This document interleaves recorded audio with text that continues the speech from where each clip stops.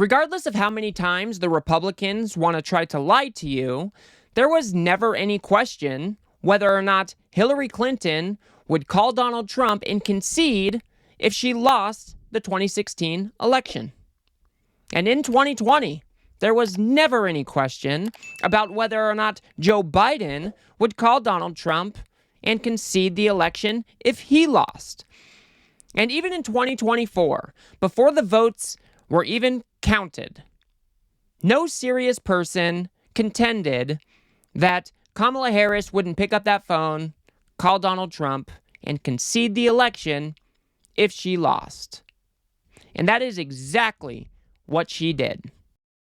We're coming on the air right now because we have just learned that Kamala Harris, the current vice president, has called now President-elect Donald Trump in a concession speech. And we understand she will be making remarks to the nation at 4 p.m. We want to bring in senior White House correspondent Kelly O'Donnell now. Kelly, what have you learned about what was discussed on that phone call? Well, advisors to the vice president say that she placed the call to Donald Trump, the now president-elect, and wanted to talk about the need for a peaceful transition and being a president for all Americans. A concession call used to be commonplace. It used to be an absolute basic of election life in America. And that changed when Donald Trump did not concede in 2020. Kamala Harris is a better person in every single way that you can think of. She has more moral character. She has more integrity. And so we knew that if she were to lose this election, that she would call up Donald Trump and concede. And not only that, she wished him well. She said the peaceful transfer of power is an important tenet of our democracy, and that it is important that each president governs for all Americans. But even though she made that phone call, because she is a much better person than Donald Trump, people like Dana Perino over at Fox News are whining that the call didn't come soon enough. Are these people out of their minds? Vice President Harris will speak tomorrow, and that will be her response to the election results. That's all we have from the Harris team, which is really strange. I mean, from a PR perspective, Dan? No, I also just think it's a shame because I remember when John Kerry did this to George W. Bush in 2004, and you work so hard, and I know that they're disappointed, but you should concede and let your opponent have their election night, and let everybody that's there at Trump, at Mar-a-Lago, where are they? They're in Palm Beach. They're in West Palm at the convention center. At the convention center, let them have their moment without anyone. I remember Andy Card had to come in and say, well, yes, we know we won, but we have to wait until John Kerry concedes, and then we all had to traipse back in the next morning and wait, and you don't get that moment. I don't think it's right. These people are contributing to the downfall of America. They continue to lie to the American people. They continue to set double standards for their people versus us. And it is disingenuous and pathetic. Dana Perino doesn't get to whine about whether Kamala Harris called at 2 a.m. versus 2 p.m. the next day, because her candidate, the one that she just lined up behind in this election, to this day has not conceded that he lost the 2020 election. Do you guys remember how Donald Trump spent his election night back in 2020 at 2:30 a.m. when he came out and started to declare victory, even though the votes weren't even close to being counted yet? And all of a sudden, everything just stopped. This is a fraud on the American public. This is an embarrassment to our country. We were getting ready to win this election. Frankly, we did win this election.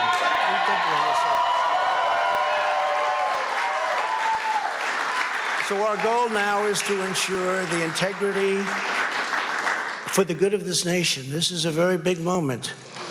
This is a major fraud in our nation.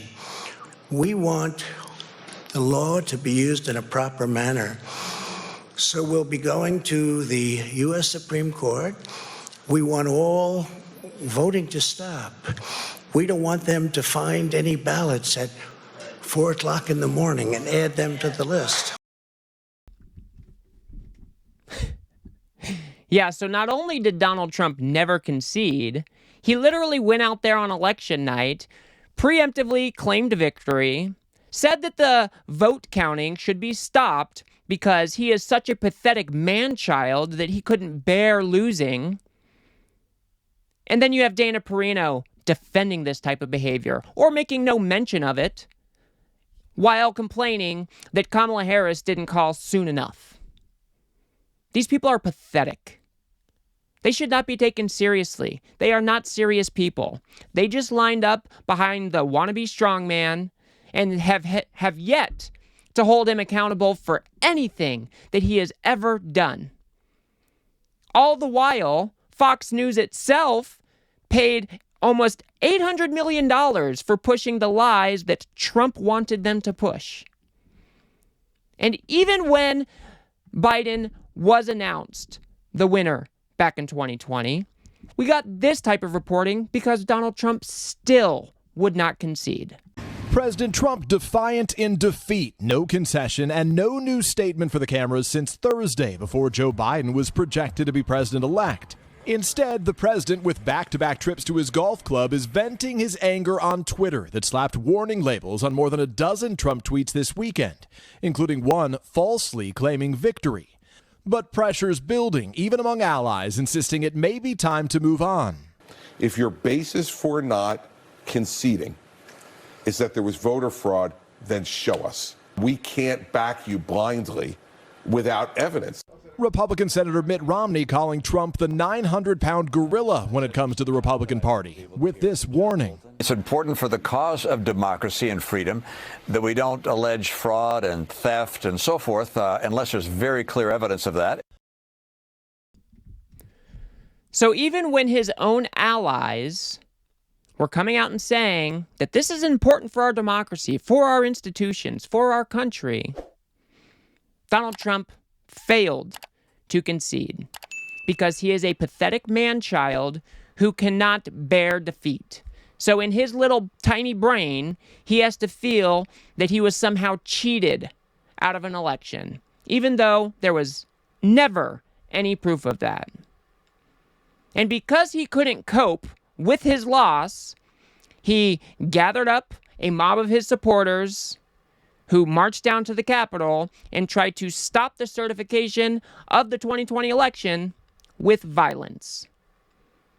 That is how big of a baby Donald Trump is. He doesn't respect our institutions. He doesn't respect our democracy. And he certainly doesn't respect our norms. One of those norms is very important. It is part of the peaceful transfer of power. When one leader calls their opponent and says, yes, I lost, do well for our country. That is what is supposed to happen. And in fact, I can't even think of anybody but Donald Trump who has failed to concede to their opponent when they lost. I'm pretty sure Donald Trump is the only presidential figure in history to not concede like Donald Trump didn't concede. The peaceful transfer of power is important to our nation. That is why we have a long history of people giving their concession speeches. The people of the United States have made their choice, and of course I accept that decision. He has won. We are all Americans. He is our president, and we honor him tonight. He will be our president, and we'll work with him. This nation faces major challenges ahead, and we must work together. There is important work to be done, and America must always come first. So we will get behind this new president and wish him well. I have said repeatedly in this campaign that the president is my opponent, not my enemy, and I wish him well, and I pledge my support. This is America. Just as we fight hard when the stakes are high, we close ranks and come together when the contest is done. But in an American election, there are no losers. Because whether or not our candidates are successful, the next morning we all wake up as Americans. Whatever our differences, we are fellow Americans, And please believe me when I say no association has ever meant more to me than that. I so wish that I had been able to fulfill your hopes to lead the country in a different direction, but the nation chose another leader, and so Ann and I join with you to earnestly pray for him and for this great nation. We must accept this result and then look to the future.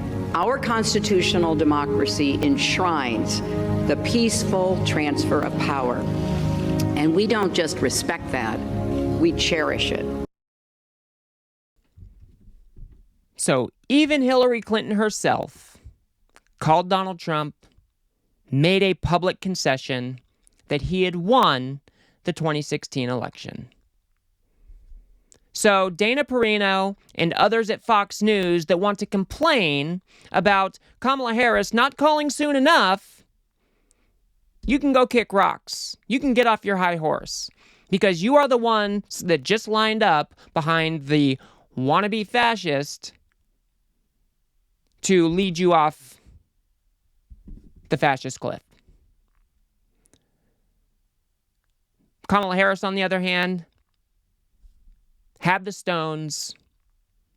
Even if it was Donald Trump she was calling to concede to, she made the call because she is a better person. She is a better human than Donald Trump. And she understands the importance of our institutions. She understands that we don't just get to light democracy on fire to try to save it. And that is why she made that call to Donald Trump. That is why she came out the very next day and conceded to him publicly, so the nation could move forward, even with somebody like Donald Trump. I'll leave it there. If you guys got anything out of this video, please remember to smash that like button and subscribe. Maybe share with a friend or two. I'd very much appreciate that. I am trying to reach 1,000 subscribers before the end of the year, and I would very much appreciate your support. If you want to see why I think that the MAGA cult is probably a fascist one, go ahead and watch that video on the screen now. Otherwise, I'll see you guys on the next one.